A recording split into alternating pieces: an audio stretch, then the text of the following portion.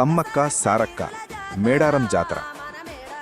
చాలా కాలం క్రితం నేటి తెలంగాణ ప్రాంతంలో ఉన్న అడవుల్లో కోయ గిరిజనులు నివసించేవారు. వారు ప్రకృతినే దేవతగా భావిస్తూ అడవులు, కొండలు, నదులతో కలిసి జీవించేవారు. ఆ గిరిజనుల జీవితంలో పుట్టిన ఒక అద్భుతమైన వీరనారి పేరు సమ్మక్క. సమ్మక్క చిన్నప్పటినుంచే సాధారణ అమ్మాయి కాదు. ఆమెకు అడవులపై అపారమైన ప్రేమ, ధైర్యం, నిజాయితీ ఉండేవి. గిరిజనుల కష్టాలను చూసి ఆమె హృదయం కదిలిపోయేది. అందుకే ప్రజలు ఆమెను దేవతలా గౌరవించేవారు.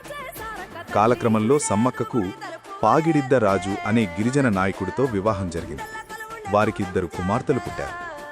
పెద్ద కుమార్తె సారక్క అంటే సారలమ్మ, చిన్న కుమార్తె నాగులమ్మ. సమ్మక్క కుటుంబం గిరిజనులకు ఆశ్రయం, న్యాయం ఇచ్చే కుటుంబంగా మారింది. రాజుల అన్యాయం. అప్పట్లో ఆ ప్రాంతాన్ని పాలించిన కాకతీయ రాజులు గిరిజనులపై భారీ పన్నులు విధించారు. పేద గిరిజనులు ఆ పన్నులు చెల్లించలేక తీవ్రంగా బాధపడేవారు. ఈ అన్యాయాన్ని చూసిన సమ్మక్క నిశ్శబ్దంగా ఉండలేకపోయింది. ఆమె గిరిజనులను ఏకం చేసి చెప్పింది, మన జీవితం, మన అడవులు, మన హక్కులు మనవే. అన్యాయానికి తలవంచకూడదు. ఈ మాటలు గిరిజనుల్లో కొత్త శక్తిని నింపాయి. సమ్మక్క సారక్క యుద్ధం. కాకతీయ రాజుల సైన్యం గిరిజనులపై దాడి చేసింది. అప్పుడు సమ్మక్క తన కుమార్తె సారక్కతో కలిసి యుద్ధానికి దిగింది. ఇది సాధారణ యుద్ధం కాదు, ఇది హక్కుల కోసం పోరాటం. సారక్క ఎంతో వీరంగా పోరాడింది. కాని చివరకు యుద్ధంలో ఆమె వీరమరణం పొందింది. కుమార్తె మరణం సమ్మక్కను తీవ్రంగా కలచివేసినా ఆమె ధైర్యం కోల్పోలేదు. చివరికి సమ్మక్క కూడా అడవుల్లోకి వెళ్లి దైవంగా లీనమయ్యిందని గిరిజనుల విశ్వాసం.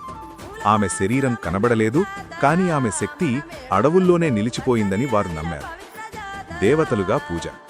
సమ్మక్క సారక్కలు మరణించిన తర్వాత గిరిజనులు వారిని దేవతలుగా భావించి పూజించడం ప్రారంభించారు.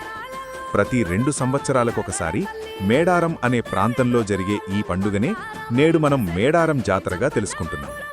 ఈ జాతరలో సమ్మక్కను చెక్కచిలక అంటే చెక్క దేవత రూపంగా పూజిస్తారు. సారక్కను ఆమె కుమార్తెగా గౌరవిస్తారు. లక్షలాది భక్తులు ఎలాంటి పిలుపు లేకుండా అడవుల్లోకి వచ్చి పూజలు చేస్తారు. ఇది ప్రపంచంలోనే అతిపెద్ద గిరిజన జాతరలలో ఒకటి. సమ్మక్క సారక్క కథ. అన్యాయానికి ఎదిరించాలి. ధైర్యం, త్యాగం ఉంటే సామాన్యులే దేవతలవుతారు. ప్రజల కోసం ప్రాణాలర్పించిన వారు ఎప్పటికీ అమరులు. అందుకే నేటికీ గిరిజనులు సమ్మక్క సారక్కలను అమ్మలారా, మా కాపలాదారులారా అని పిలుస్తారు.